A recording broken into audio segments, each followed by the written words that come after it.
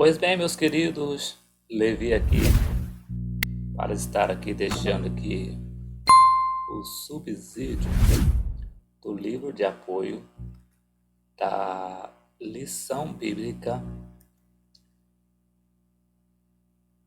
Jovens, a primeira lição do primeiro trimestre de 2023, que vai ser no dia 1º de janeiro de 2023. Começando o ano aí bem, no domingo, onde a gente vai estar aprendendo com o tema dessa lição, santificação, o caminho que leva à vida eterna com Deus.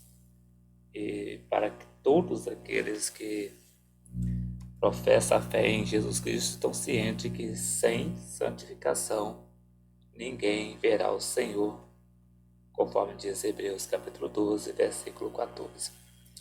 Mas vamos aqui para a lição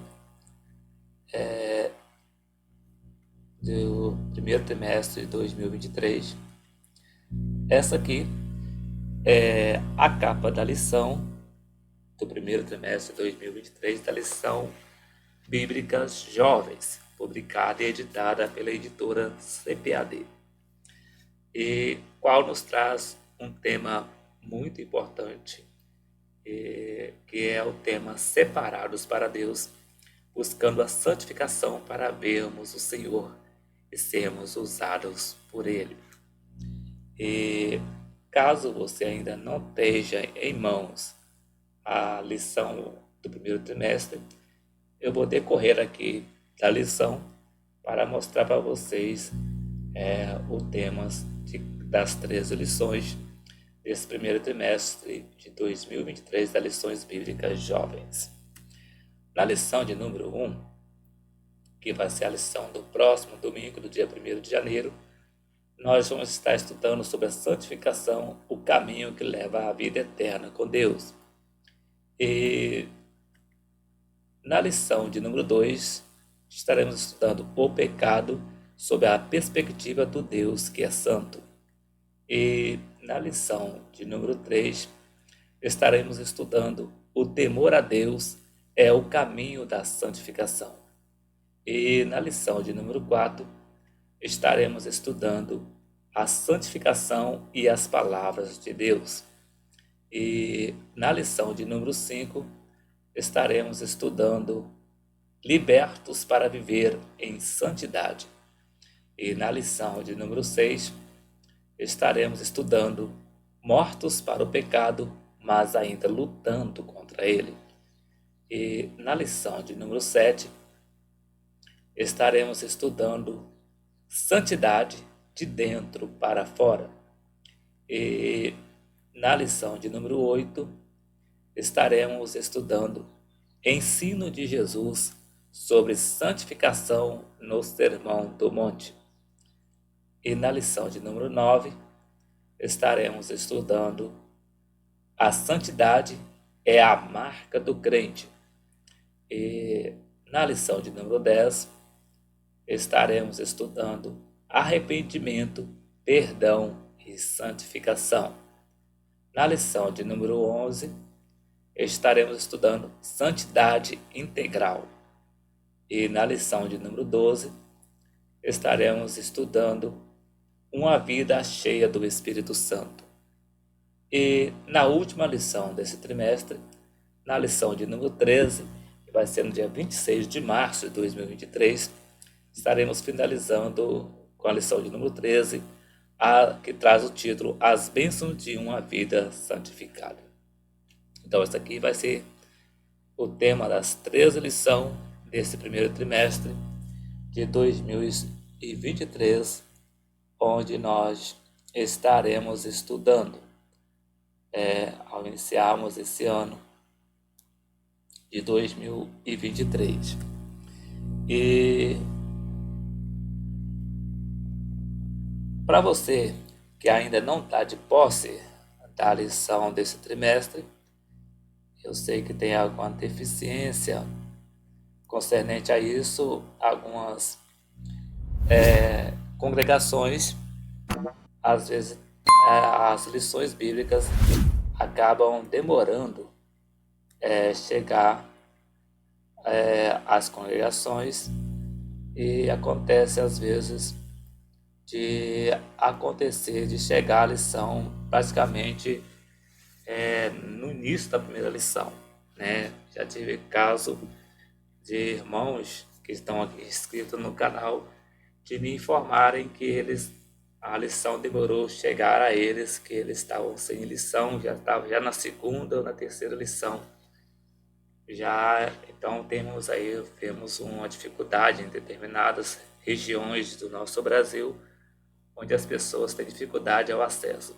E devido a isso, vou estar disponibilizando na descrição desse vídeo, e já disponibilizei na descrição de outros, mas nesse aqui também vou estar disponível. Eu deixei também na descrição da última lição do quarto trimestre, e também vou deixar na descrição desse vídeo aqui também o link para você fazer o download dessa lição em formato PDF, caso você ainda não esteja de posse da sua lição, ou caso você queira ter ela em seu smartphone ou seu dispositivo móvel, ou até mesmo seu notebook, tá? E você não precisa me abençoar ou me pagar nada, conforme tem alguns sites que oferecem o formato em PDF, mas a pessoa tem que pagar para tê-los para ter acesso ao produto, né? Mas aqui você não vai ter que pagar, a não ser que você se sinta tocado por Deus para querer me abençoar ou abençoar o canal. Sinta-se à vontade, se você for tocado por Deus, está na descrição aí o meios a qual você pode abençoar, caso você se sinta tocado. Mas se porventura você não se sinta tocado, não é obrigatório. Deus está nos suprindo e Ele está nos dando graça, ok? Mas voltando aqui para a lição aqui, as lições bíblicas jovens do primeiro trimestre de 2023, estaremos estudando no próximo domingo, dia 1º de janeiro, o tema santificação, o caminho que leva à vida eterna com Deus. E o texto principal nos diz assim: segui a paz com todos e a santificação, sem a qual ninguém verá o Senhor. Hebreus capítulo 12, versículo 24. O resumo da lição nos diz: o crente deve se esforçar para viver em paz com todos e para ser santo, pois a santificação é indispensável para vermos o Senhor. E o texto bíblico está registrado no livro de Levítico, capítulo de número 20, versículos de número 1 a 8, que nos diz: falou mais o Senhor a Moisés, dizendo: também dirás aos filhos de Israel: qualquer dos filhos de Israel ou dos estrangeiros que peregrinam em Israel der da sua semente a Moloque, certamente morrerá. O povo da terra o apedrejará com pedras. E eu porei a minha face contra esse homem, eu o extirparei do meio do meu povo, porquanto deu da sua semente a Moloque, para contaminar o meu santuário e profanar o meu santo nome. E se o povo da terra, de alguma maneira, esconder os olhos daquele homem, que houver dado da sua semente a Moloque, e eu não o matar, então eu porei a minha face contra aquele homem e contra a sua família, e o extirparei do meio do seu povo, com todos os que se prostituem após ele, prostituindo-se após Moloque. Quando uma alma se virar para os adivinhadores e encantadores, para se prostituir após eles, eu porei a minha face contra aquela alma e a extirparei do meio do seu povo.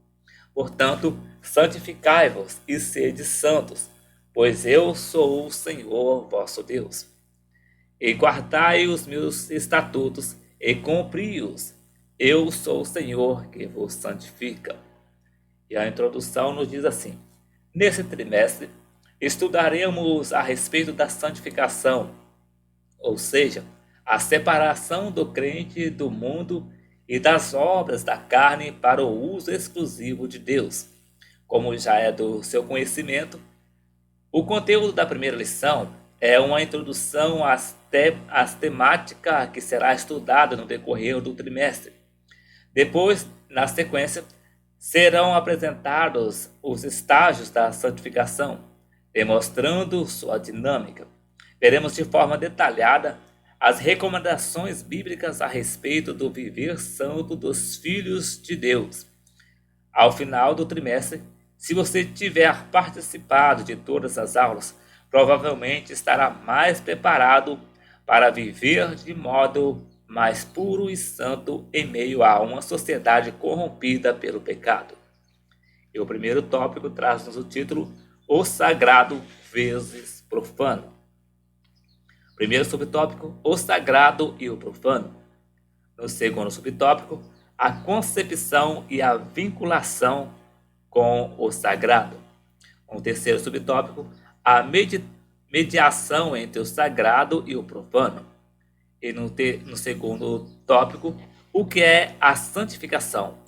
No primeiro subtópico, compreendendo os termos santo e santidade. No segundo subtópico, as leis de Deus sobre os pecados sexuais. No terceiro subtópico, a santificação e a Septuaginta. No terceiro tópico, os 3 estágios da santificação. E o primeiro subtópico, santificação posicional ou inicial. No segundo subtópico, santificação contínua e progressiva. No terceiro subtópico, santificação final. E agora nós vamos para o subsídio do livro de apoio, para nós aqui deixarmos aqui a sequência desse vídeo. O subsídio do livro de apoio da lição de número 1, do primeiro trimestre de 2023, Lições Bíblicas Jovem, traz-nos o título Santificação, o caminho que leva à vida eterna com Deus.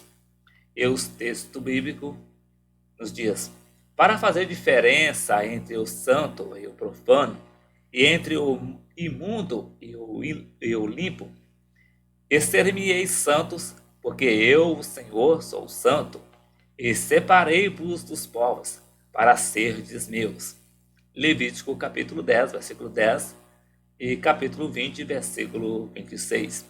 Segui a paz com todos e a santificação sem a qual ninguém verá o Senhor. Hebreus capítulo 12, versículo 14. Para iniciar o contato com o tema do livro, primeiro será comentado sobre a ambivalência entre o sagrado e o profano, e as origens do significado de santificação. Na sequência, será apresentado os estágios da santificação, demonstrando sua dinâmica até a santificação final. Primeiro, a ambivalência entre o sagrado e o profano. Para se estudar sobre a santidade, é indispensável falar sobre a ambivalência entre o sagrado e o profano. A ambivalência é a presença incomitante de juízos contraditórios sobre o mesmo objeto, ou seja, a atração simultânea por 2 impulsos de sentido oposto, que deixa a pessoa sem saber qual deles seguir. Sem dúvida, tem levado muitas pessoas a alternarem entre seguir o sagrado ou o profano. O sagrado e o profano, uma leitura antropológica. O sagrado tem sido considerado uma categoria fundamental para os estudos e compreensão das religiões. Como fenômeno humano, o sagrado se dá por meio da experiência pessoal. Ele se modifica de acordo com as experiências e os modos de percepção de cada época. A história também demonstra o fenômeno da secularização, conhecida também como a perda do sagrado. O que foi considerado sagrado no passado não garante que continuará tendo o mesmo conceito e tratamento no futuro. O conhecimento e a forma de ver o mundo e seus fenômenos mudam constantemente, dependendo das regiões geográficas, culturas, entre outros fatores. O ser humano primitivo tinha o sagrado e o profano como dois modos de existência. Durkheim afirma que o sagrado e o profano foram sempre e em toda parte concebidos pelo espírito humano como gêneros separados, como dois mundos entre os quais nada existe em comum. As energias que se manifestam num não são simplesmente as que se encontram no outro. Com alguns graus a mais, são de outra natureza. A divergência de propósitos a que cada instância, sagrado, profano, atende e a relação de hostilidade e disputa que existem entre elas são internalizadas na consciência humana. A relação do ser humano com o sagrado era determinada por meio dos sentimentos do medo, do poder e do desejo. O medo como um sentimento que pode afastar, mas também que o põe de joelho diante do mistério inexplicável que provoca arrepios. Ele é um fator determinante na experiência do sagrado, na medida que distingue o profano como aquilo que é normal, do dia a dia, diferente da experiência do inexplicável. O poder é o sentimento que é sentido e buscado por mediadores, que surgem e se apresentam como intérpretes ou representantes do sagrado e que se impõem sobre as demais pessoas, consideradas normais, enquanto o desejo que, segundo Terry, é a categoria antropológica mais arraigada e que culmina na expressão da própria necessidade de salvação, onde exatamente salvação denota a necessidade de recuperar a própria totalidade. Ele é entendido como um conjunto de impulsos em direção à própria completude, estendendo-se numa escala muito ampla de preenchimentos. A necessidade desde pequenos problemas até a necessidade urgente de enfrentar situações apocalípticas e descontroladas. Terren traz uma significativa definição do sagrado, considerando esses sentimentos do ser humano primitivo. O sagrado, nesse caso, é o momento da crise, da necessidade urgente, do dilema, do mistério da vida que poderia tomar uma direção que não é a desejada e em que vemos abrir-se diante de nós o precipício e o abismo da nossa impotência. As coisas sagradas são protegidas e isoladas pelas proibições, que servem para manter distantes das coisas profanas. Todavia, mesmo sendo tão sólidas a noção de impedimentos, isso não torna impossível a comunicação entre os dois mundos. No entanto, o profano não pode tocar o sagrado imponentemente, nem o sagrado pode extrapolar a fronteira, nem sofrer consideráveis prejuízos. Durkheim afirma que os dois gêneros não podem se aproximar e conservar ao mesmo tempo sua natureza própria. Em qualquer tipo de crença, a pessoa não consegue escapar das interdições que sua própria mente estabelece entre os dois mundos, sagrado e profano. Mesmo que não acredite na sacralidade do objeto tocado, a tendência natural é a dúvida, o medo do sagrado. A crença era de que para se ligar ao sagrado era necessário que a pessoa se retirasse totalmente do profano. Dessa forma, as coisas sagradas são aquelas que aspiram a vida superior à vida direcionada pelas vantagens humanas. As vontades humanas que se restringem ao mundo real, considerado profano pela corrupção mediante os interesses individuais, as aspirações mais ou menos obscuras, ao belo, ao bem, ao ideal. No entanto, ficam os questionamentos. O conceito de que para se ligar ao sagrado e desfrutar de uma vida superior, é preciso se retirar de tudo o que é considerado profano e verdadeiro para nossos dias? É possível e seguro determinar tudo o que é profano ou sagrado como uma lista permanente e verdadeira? Um exemplo simples para se pensar: no meio assembleiano, no século passado, o rádio foi considerado algo profano e sua utilização foi proibida para seus membros, sob pena de ser excluído do hall de membros. Muitos membros foram excluídos por essa infração por outros que se consideravam santos e com delegação divina para fazê-lo. A concepção e a vinculação com o sagrado.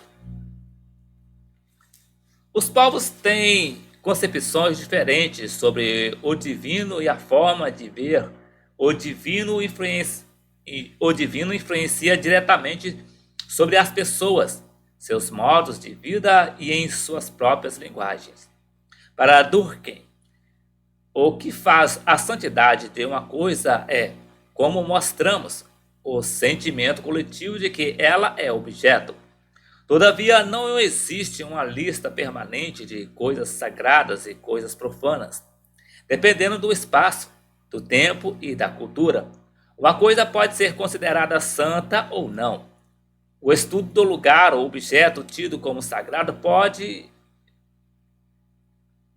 O estudo do lugar ou objeto tido como sagrado por uma pessoa, um determinado grupo ou uma determinada cultura é valioso, interessante e muito facundo para o conhecimento humano e para a teologia.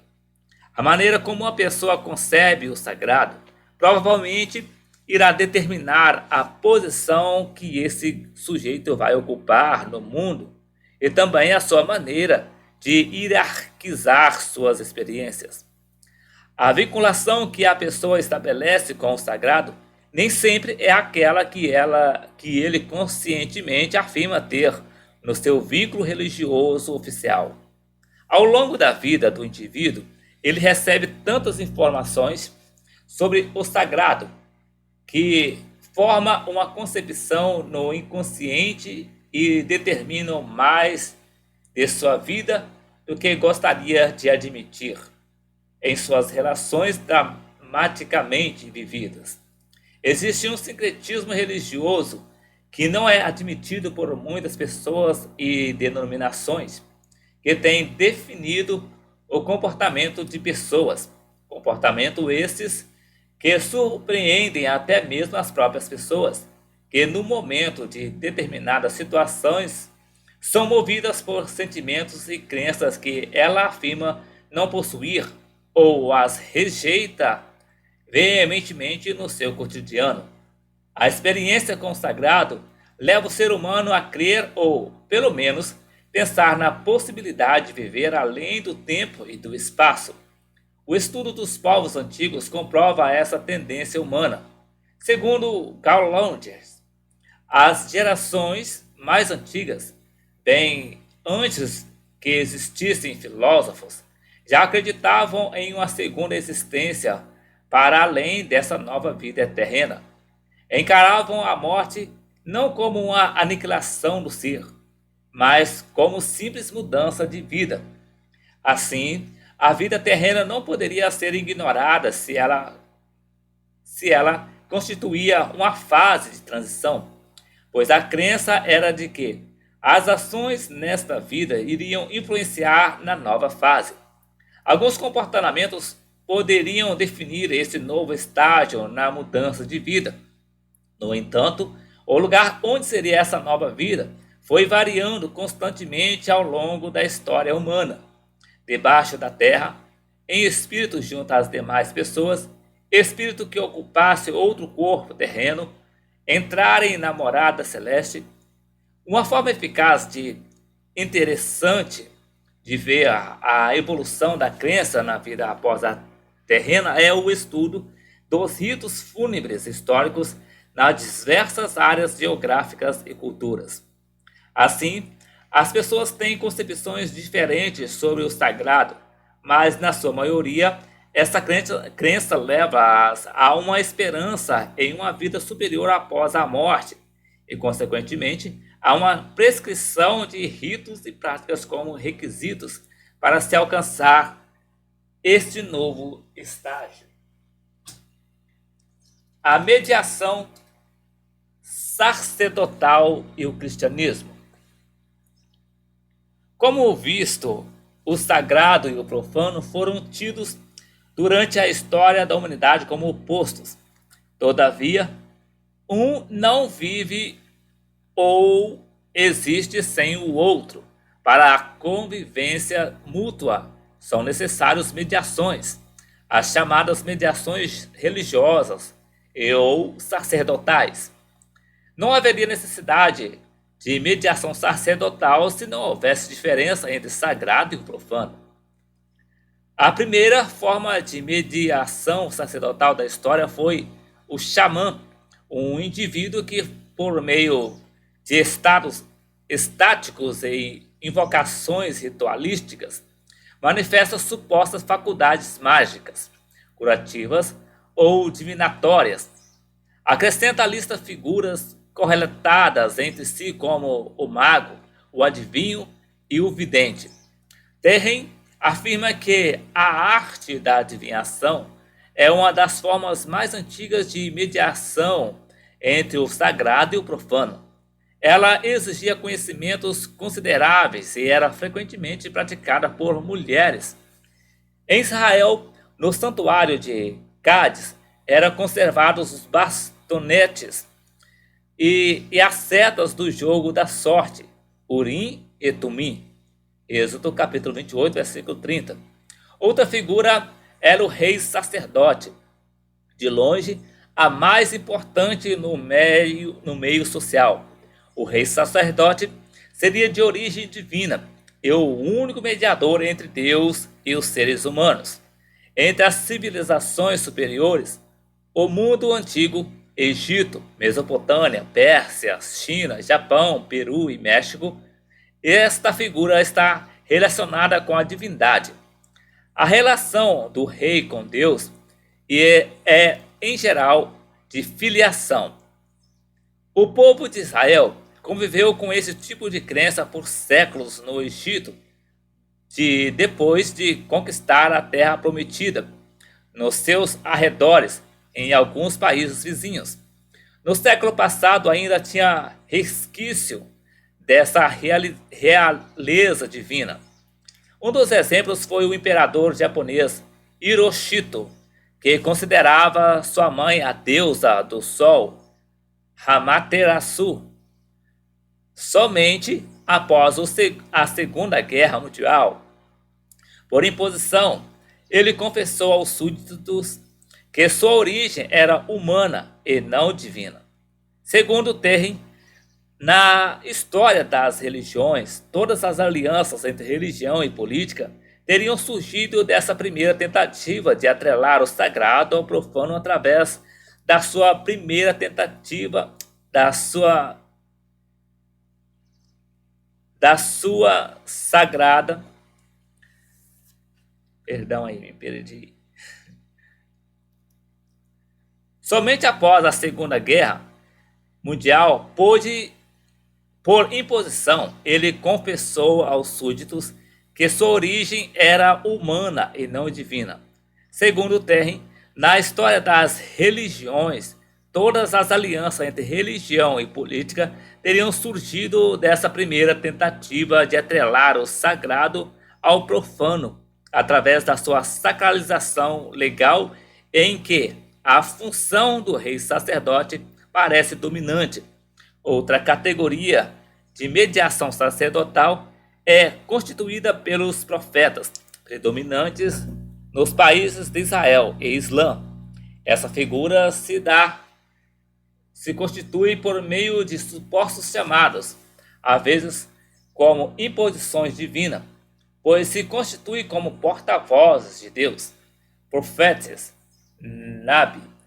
O profeta também pode fazer parte de uma corporação sacerdotal. Perrinha afirma que os fenomenólogos, em geral, concordam em atribuir o caráter de religião profética à religião de Israel. Só no período posterior ao exílio da Babilônia, a classe sacerdotal israelita se torna uma teocracia. Ele reforça que a relação do sagrado com o profano em Israel era mista. De um lado, existe a relevância carismática. Os patriarcas são os verdadeiros atores do culto e os profetas são as pessoas que falam diretamente em nome de Javé. De outro, existe também a função do rei sacerdote, Davi, Saul, etc. E ainda uma classe sacerdotal no templo de Jerusalém, que desaparecera com a destruição do templo. A concessão de Deus pessoal leva, porém, a uma mediação ulterior de que não podemos falar nesse contexto. A mediação que emana da própria lei da Torá, com todo o conteúdo ético, ritual e purificatório que dela decorre. Em Israel, esteve presente dois tipos de mediação: a profética carismática, de caráter imediato, e a institucional, mais rígida e variável dependendo da época. A última figura de mediação sacerdotal é a do monge, que tem como principal referência as religiões orientais, e prevaleceu uma relação do sagrado com o profano com base numa mediação monástica. O jainismo, o budismo e o hinduísmo surgiram como igrejas monásticas, totalmente oposta à figura do rei sacerdote, que prioriza o protagonismo, o poder e a riqueza. A forma de ver o sagrado e as respectivas mediações vai interferir também na forma como o ser humano entenderá o que é santificação. Na tradição israelita, a vida religiosa estava diretamente relacionada a 4 elementos sagrados: o sábado, o templo, os sacrifícios e os sacerdotes, ou mediadores. No Novo Testamento, o conceito de santidade supera a dualidade, sagrado e profano, como veremos nos capítulos posteriores. Nos ensinos de Jesus se percebe o questionamento dos judeus sobre o que realmente era sagrado e como deve ser considerada uma vida em santidade. Paulo revela em seus escritos a santidade como fundamento essencial do Evangelho de Jesus Cristo, sendo uma das discussões clássicas sobre o assunto tratado na carta aos Coríntios, ao abordar sobre as carnes sacrificadas aos ídolos, conforme lemos em 1 Coríntios capítulo 8, do capítulo 8 ao capítulo 10. A santidade considera que tudo está sob o domínio de Deus. 1 Coríntios capítulo 10, versículo 26 e 1 Timóteo capítulo 4, versículo de 1 a 5. E quanto fizerdes por palavras ou por obras, fazei tudo em nome do Senhor Jesus, dando por ele graças a Deus Pai. Colossenses capítulo 3, versículo 10. O que é santificação? Entendendo o verbo hebraico santificar, kadash, o Antigo Testamento foi escrito em hebraico e algumas pequenas partes em aramaico. O autor de cada livro, quando pretende indicar acontecimentos representados no templo, como uma ação, um estado, um processo ou um fenômeno, ele utiliza um verbo Assim, ao se referir à santificação, o verbo utilizado no hebraico é kadash, que tem a conotação de estado daquilo que pertence à esfera do que é sagrado e se distingue do que é comum ou profano, portanto, aquilo que é separado do profano. O termo é utilizado, na maioria das vezes, para descrever o estado de consagração efetuado pelo ritual levítico, assim como para certos objetos que eram utilizados no serviço levítico, como em Êxodo, capítulo 29, versículo 21 a 37 e capítulo 30, versículo 29. Também é utilizado no ato de consagração de um lugar, como ocorreu com o Monte Sinai, estabelecendo limites ao seu redor para evitar a profanação do lugar. Outra utilização é para demonstrar a própria santidade, como a que qualifica Deus para julgar pecados e confirma sua fidelidade em cumprir promessas. Termos hebraicos para designar o que é santo. O substantivo Kodesh tem o sentido de santidade. No texto bíblico, é aplicado para designar a santidade de Deus por meio do mistério de seu poder, bem como o seu caráter como totalmente bom, sem espaço para o mal. Santidade que identifica pessoas, objetos ou lugares que não são apenas dedicados a algo, mas que sejam dedicados ao que é bom e mantido afastado do que é mal. Em nome da santidade, nos rituais levíticos, o sacerdote era privado do relacionamento sexual, devido ao contato com objetos que eram considerados santos. O adjetivo kadosh qualifica como santo o que é intrinsecamente sagrado ou foi consagrado como tal por meio de rito divino ou ato público de culto. Vários aspectos do culto público eram denominados como santo devido ao ambiente de domínio do sagrado, como os alimentos para sacrifícios, o tabernáculo, o templo e seus objetos, entre outros, os sacerdotes e os levitas. Algumas cidades também eram consideradas santas. Quedes, de Kedesh, de Naphtali, foi designada como uma das cidades de refúgio na lista de Josué, e também como uma das cidades levíticas do clã Gerjonita. O substantivo Mikdash é utilizado no Antigo Testamento quase que exclusivamente para se referir ao tabernáculo e ao templo, uma referência ao local onde Deus habita, cuja santidade não deveria ser profanada. O termo pode ser traduzido por lugar santo, santuário, capela ou parte sagrada.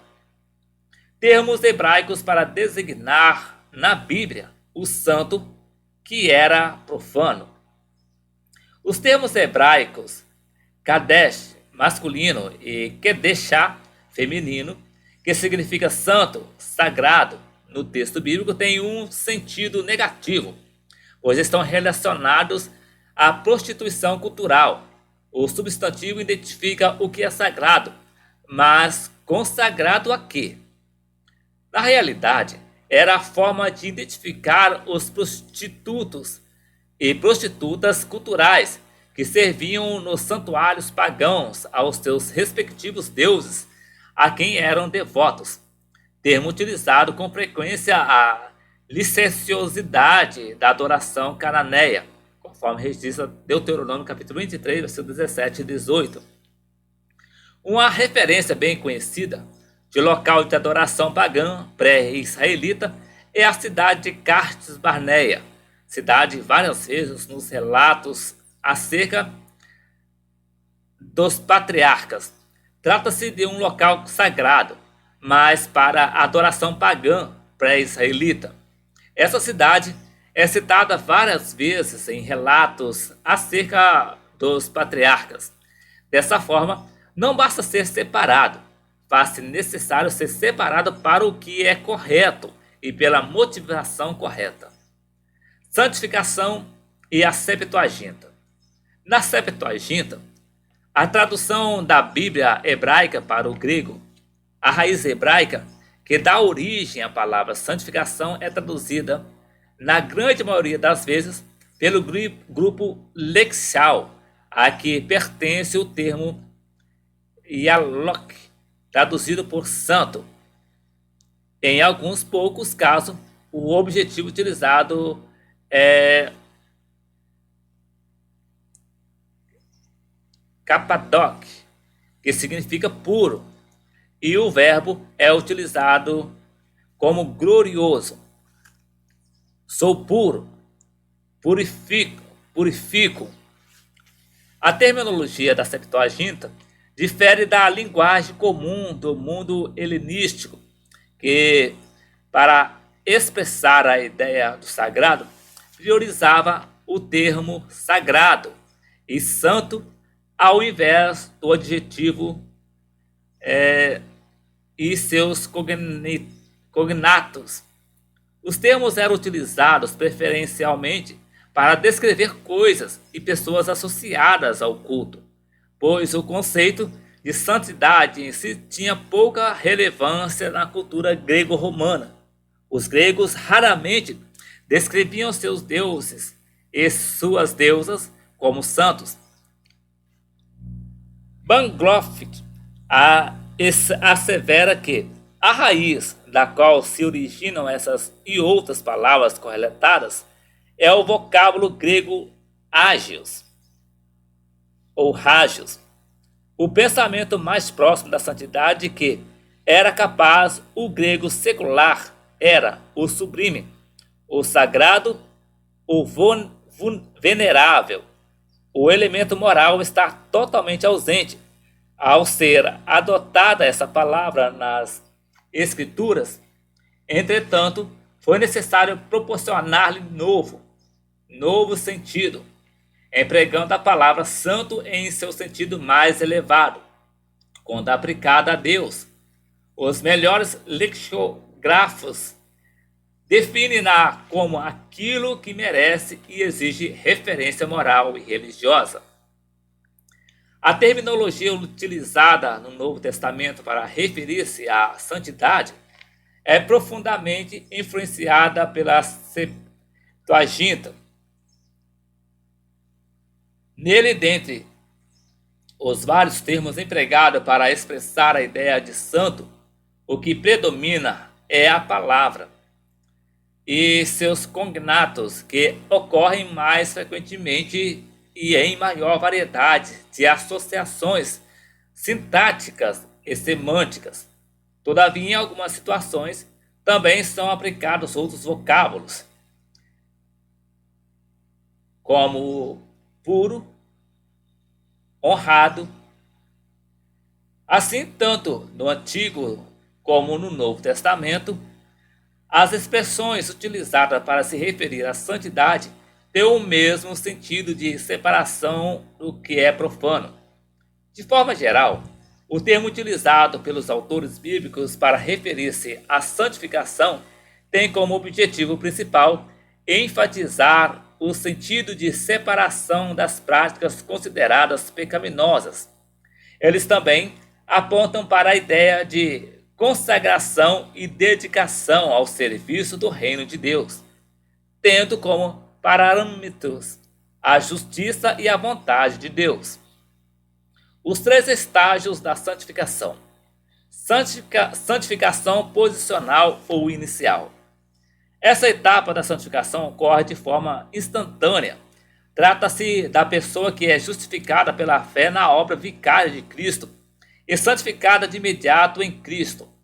A justificação acontece por meio da fé e não nos próprios méritos de quem foi justificado, mas sim na eficácia da obra expiatória de Cristo na cruz, que é creditada na conta da pessoa que creu. A justificação pela fé é uma doutrina bíblica que acertadamente exclui a necessidade de obras meritórias para a salvação do ser humano. Porém, não abre possibilidade para o outro extremo do antinomismo, mas a justificação é a base para a próxima etapa da santificação que veremos a seguir. A justificação é um ato forense, pois Deus, o supremo juiz, coloca o ser humano na relação correta consigo mesmo. Contudo, ela é condicional, ou seja, é válida enquanto se está a serviço da justiça.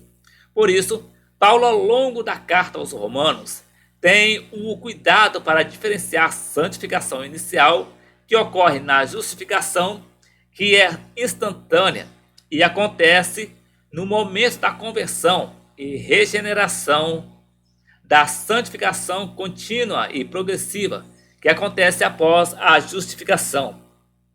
Ele tem o cuidado para não ser entendido como um libertino, sem regras e disciplina. A justificação pela fé não significa que, uma vez justificado, o crente pode fazer o que bem entender. Precisa-se tomar cuidado com algumas afirmações teológicas, que uma vez salvo, salvo para sempre. A justificação, como já vimos, é imediata, instantânea. No entanto, uma vez justificado, o crente deve manter sua vida de comunhão com Deus e desenvolver a santificação contínua e progressiva. Santificação contínua e progressiva. A santificação tem como base a justificação, porém ela é dinâmica, um processo progressivo e contínuo.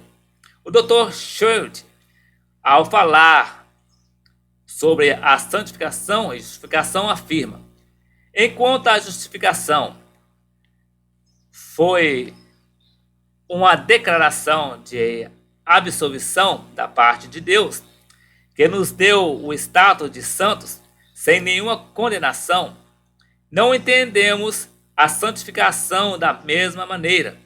Paulo chama a igreja de Corinto, aquela singularmente mundana e carnal, como composta dos que são santificados em Cristo Jesus, conforme vemos em 1 Coríntios capítulo 1, versículo 2. Obviamente, os que recebem o Espírito de Deus incorporados em Cristo são posicionalmente santos. Por isso, um dos títulos mais comuns atribuídos à igreja do Novo Testamento é santos. Nesse sentido, os dois vocábulos, justos e santos, são sinônimos.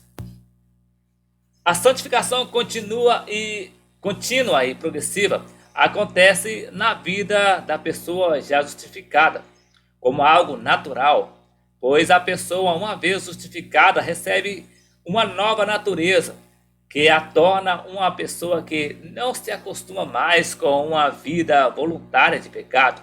No entanto, ela deve vigiar, pois a velha natureza, carne, continua atuando na vida do crente. Paulo adverte aos Gálatas por desprezarem o sacrifício de Cristo e confundir a justificação com a santificação, tendo por base suas próprias obras de justiça, o que Paulo chama de outro evangelho.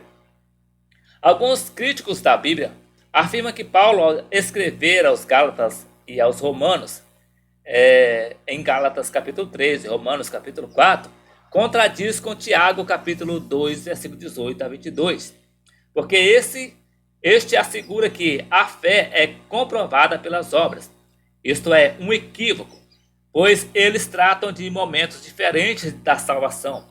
Paulo fala da santificação instantânea por meio da justificação pela fé, enquanto Tiago fala da santificação que vai sendo desenvolvida, ato contínuo e progressivo, após a conversão. Paulo fala do momento da conversão, justificação, e Tiago fala do momento posterior. A pessoa que, uma vez justificada e regenerada, sua nova natureza passa a produzir boas obras, enquanto que a velha natureza vai sendo mortificada, crucificada com Cristo. A pessoa que foi justificada e redimido é conduzida a um novo modo de vida em Cristo, segundo a vontade de Deus. Todavia, Paulo também fala do segundo estágio da santificação. Subirá ao analisar o diálogo entre Jesus e Nicodemos em João capítulo 3, versículo 3 a 7, afirma que após a justificação, a pessoa continuará com o mesmo corpo. A regeneração se dará no nível espiritual.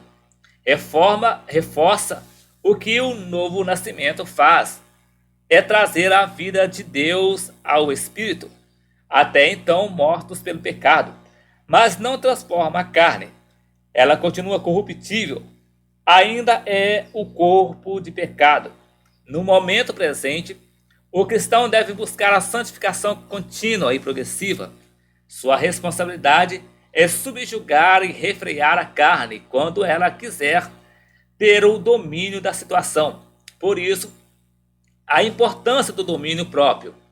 Isso somente será mudado na glorificação do corpo, e se dará na próxima etapa da santificação, como os veremos a seguir. Santificação final.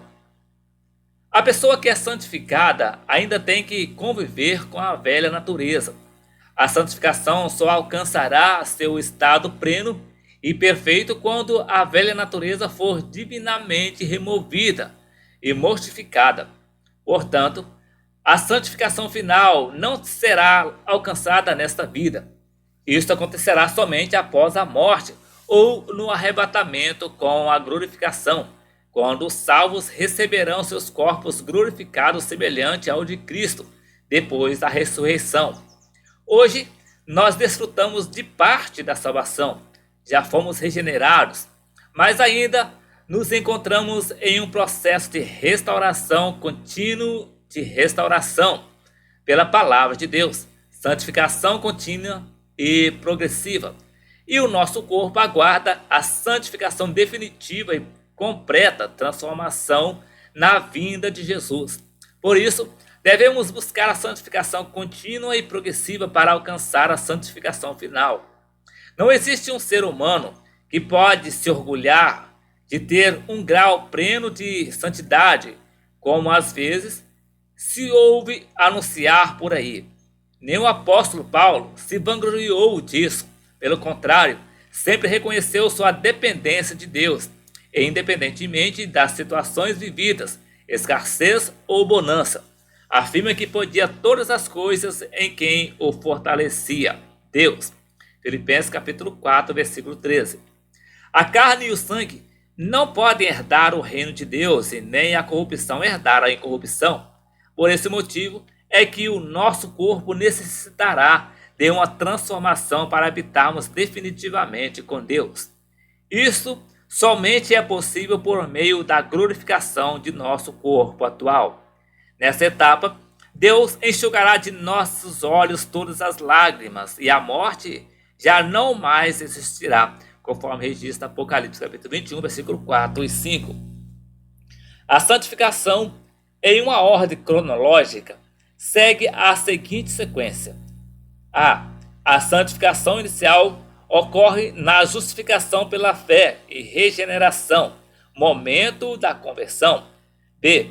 A santificação contínua e progressiva é a manutenção da santificação inicial e uma preparação para a vinda de Jesus ou a morte. C. A santificação final ocorrerá no futuro, somente na glorificação e transformação do corpo corruptível em um corpo incorruptível. Por isso, a importância da santificação, pois apesar de termos sido santificados por meio da justificação passado, ainda temos que viver no presente separados do pecado para mantermos essa santificação que, por fim, resultará na glorificação de nosso corpo e na vida eterna com Deus. Santificação final.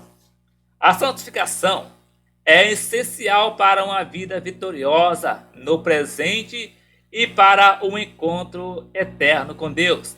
O escritor de Hebreus destaca que Sem a santificação ninguém verá o Senhor, conforme registra Hebreus capítulo 12, versículo 14.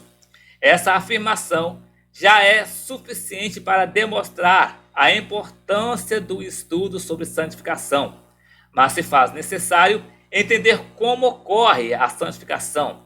Ela ocorre na vida interior do crente e o impacto é de forma integral, espírito, alma e corpo, ordem de atuação da santidade. E voltando aqui para o livro, para a conclusão da lição, nos diz assim a conclusão. Nessa lição, aprendemos que desde o início da humanidade, existe uma grande diferença entre o sagrado e o profano. Contudo, de acordo com as Sagradas Escrituras, sabemos que o sagrado é algo separado para uso exclusivo de Deus. Aprendemos também que a santificação em nós ocorre em 3 estágios. A inicial, no momento da conversão, passado a contínua e progressiva durante a caminhada cristã, presente e a final com a glorificação do nosso corpo futuro. Então, meus queridos, esse aqui foi o subsídio da lição bíblica Jovens, primeiro trimestre de 2023, da lição de número 1, que trouxe o título Santificação, o caminho que leva à vida eterna com Deus. E na próxima lição, na próxima semana, querendo o Senhor Jesus, regressaremos aqui para deixar o subsídio do livro de apoio da lição de número 2, Lições Bíblicas Jovens, produzida e editada pela CPAD, que traz o título da lição O Pecado sob a perspectiva do Deus que é santo. Então, que Deus em Cristo abençoe a sua vida e até o próximo vídeo, querendo o Senhor Jesus.